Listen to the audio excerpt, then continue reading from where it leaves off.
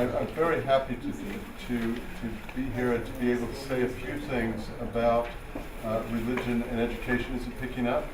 It's not picking up. I'm just going to hold this up. Does this work? Yes. Try to be a rock star. Yeah. Okay. Great. Okay. So, I think it's very clear that education is really one of the critical issues in the entire church-state domain. I often tell students that if they want to see a democracy at work, they should go to a school board meeting. It's an area that's vital from the perspective of parents, it's vital from the perspective of religious communities.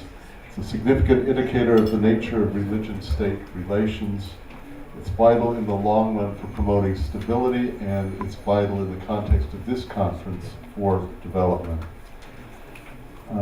It's really become apparent that if you want to really have a general education, that you really need to know things about other religions, other religious groups.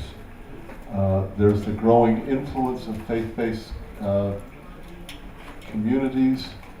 As Katrina Sweat said in the immediately preceding thing, the secularization thesis in its classical form is dead, in the sense that outside of Europe, and for the most part, we see the strength of religion in the public sphere everywhere. And so we really need to take this into account as a factor.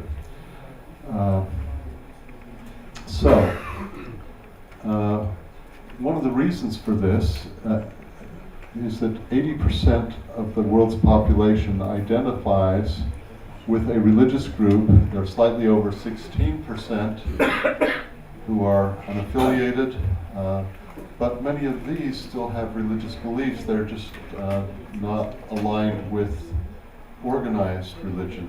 So understanding the religious background is extremely important. There is also a challenge of religion because, well, something like 80% of the people in the world are religious, and it is true that about 73% of the world's population live in countries where they are in the majority. There are about 27%, a little over a quarter, who live in a situation where they are in a minority. And the truth is, many who are part of majority religions may be part of a smaller splinter group of the majority, so that they're minorities. I remember several years ago I was asked to write, the European Consortium was doing their annual event, and it was going to be on treatment of minority religions.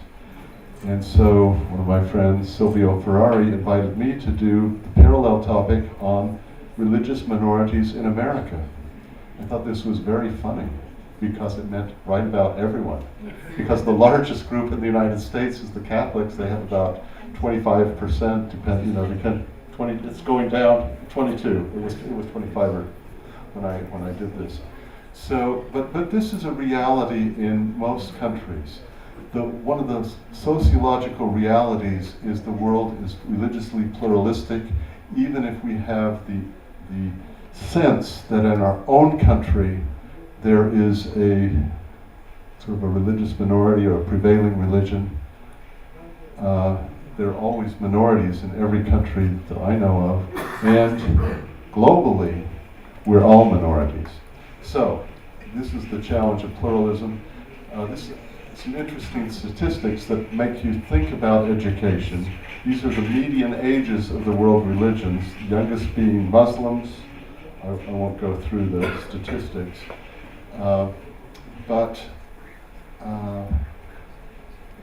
However you look at this, one of the things this means is that at any given time, we have literally millions of people sort of entering upper teenage years, lower sort of young adult years. I used to teach criminal law, and one of the well-known facts in criminology is most crime is done by young males between the age of 15 and 25. Most religious violence is done by young men between 15 and 25. Or I should say, violence in the name of religion.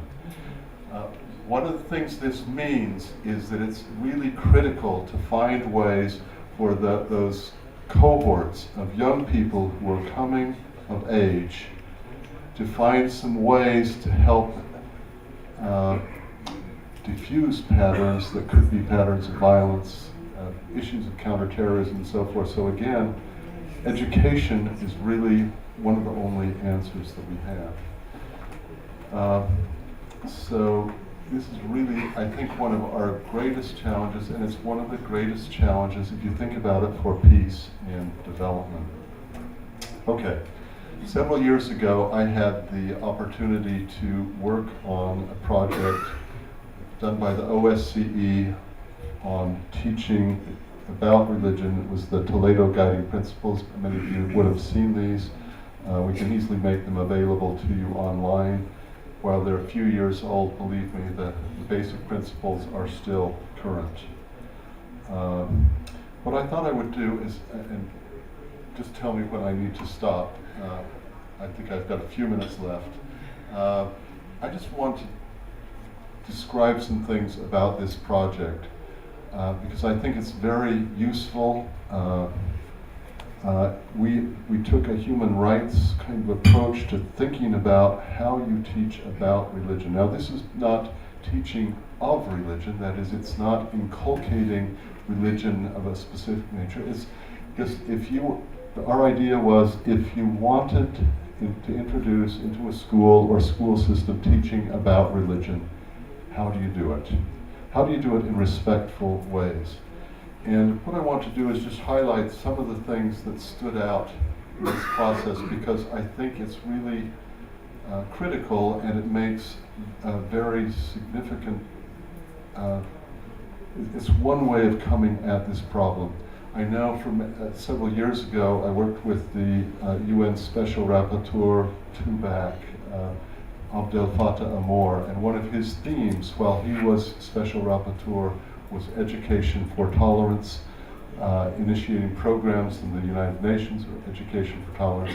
In some ways, teaching about religion can have that effect. Knowledge about other religions does a number of things. It fosters democratic citizenship, it fosters understanding of diversity.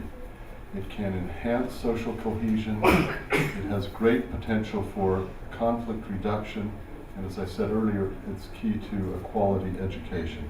Now I'm just going to touch on some major parts of this: preparing the curriculum, preparing teachers, preparing the rights in the process of implementing programs.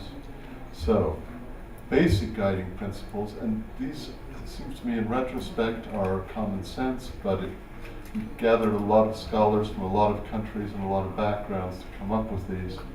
The teaching must be fair, accurate, and based on sound scholarship. One of the problems we have in some parts of the world is curricula that contributing to stereotypical thinking about other groups, which is very problematic. The learning environment should be respectful of human rights and should exemplify a spirit of protection of rights and fostering mutual respect. If you have a curriculum that teaches respect, but the teachers and the administration are intolerant, guess which message the students get? So it's very important to try and exemplify patterns of tolerance. The roles of families should be respected. There are a bunch of stakeholders. And one of the key things that we recommended, and I think is very important, is just get representatives of various stakeholders together so they can talk to each other. That makes a tremendous difference in the community, and it can diffuse all kinds of problems. This is true of the curriculum formation process. This is not always easy to do depending how curriculum is formed in a different country, but having input from different groups is one of the critical and respectful things that can be done. To the extent you can, you want to give the people from the religious communities who are describing the curriculum opportunity to have input. Care should be taken to avoid prejudicial material and to avoid reinforcing stereotypes. Now let me just say, this is one of the most significant things I learned. The teachers. Now, think about staffing a program for teaching about religion. Think about a high school. There are some people who teach English. My wife was an English teacher. They teach English. There are some math teachers. There are some history teachers. And then the principal comes and says, we want to do a course on teaching about religion. Might not do this in the United States because they're afraid of getting sued, but that's a different story. School board's afraid of being sued from all sides in the United States. But imagine the teacher. Now, first of all, let me say, if you're a math teacher, you know mathematics, you know the subjects, you've done algebra for years, you can handle it. Then think about teaching about religion.